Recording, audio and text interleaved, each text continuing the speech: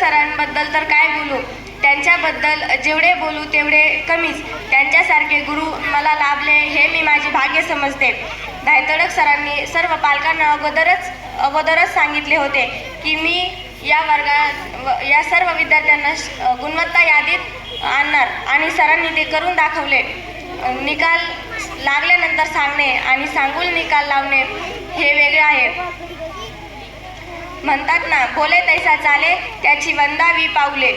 आमच्या वर्गातील 13 विद्यार्थी NMMS परीक्षा पात्र ठरले व 5 विद्यार्थी स्कॉलरशिप परीक्षेत आले. राज्यातील पहिल्या 12 विद्यार्थ्यांपैकी सलग 9 विद्यार्थी BTSच्या परीक्षेत आमच्या वर्गातील होते. मला तर 82,500 रुपये शिष्यवृत्ती मिळाली आहे. त्यापैकी 27,000 रुपये माझ्या खात्यावर जमा झाले आहेत. सरांनी आम्हाला पुण्याच्या कार्यक्रमापर्यंत नेले. आमची रेडिओवर मुलाखत झाली. मी या शाळेतून गेल्यानंतर माझी भोपाळ सहलीसाठी निवड झाली. आम्ही 8वीला असताना सरांनी वर्षभर कधी रजा घेतली हे मला आठवत नाही. एकदा रजा घेतली होती. त्यांच्या मुलीची डिलिव्हरी झाली होती. स्वतःच्या मुलीचे सीझर होऊनही सरांनी फक्त 2 दिवस रजा घेतली. असे समर्पण भावनेने काम करणारे शिक्षक आम्हाला लाभले हे आमचे भाग्य आहे. त्यांना 2024चा अहिल्यानगर जिल्हा परिषदेचा आदर्श शिक्षक हा पुरस्कार मिळाला आहे.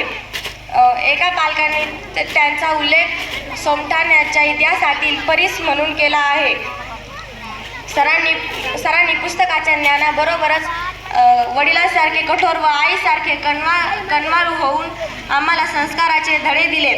अशा या थोर विद्यार्थीप्रिय शिक्षकांप्रती मी नतमस्तक होते.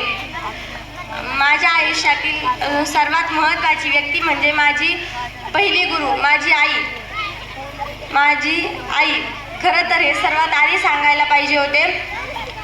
माझी आई मला नेहमी सांगायची, तू काही काम नाही केलं तरी चालेल, परंतु तू खूप अभ्यास कर व तुझं नाव मोठं कर. व मी ते करून दाखवलं. मी रात्री 12-1 वाजेपर्यंत अभ्यास करायची. असे कितीतरी वेळा झाले आहे की मी रात्री अभ्यास करता झोपी गेले व माझ्या आईने माझे दप्तर आवरून सकाळची तयारी करून ठेवली आहे. माझ्या या यशात माझ्या आईचा खूप मोठा वाटा आहे. तसेच बडे सर असतील, देशमुख सर असतील, रुपनर सर असतील, म्हासाळकर मॅडम असतील, हे आम्हाला शिकवायला नव्हते, पण त्यांनी वेळोवेळी मला मार्गदर्शन केले व मला प्रेरणा दिली.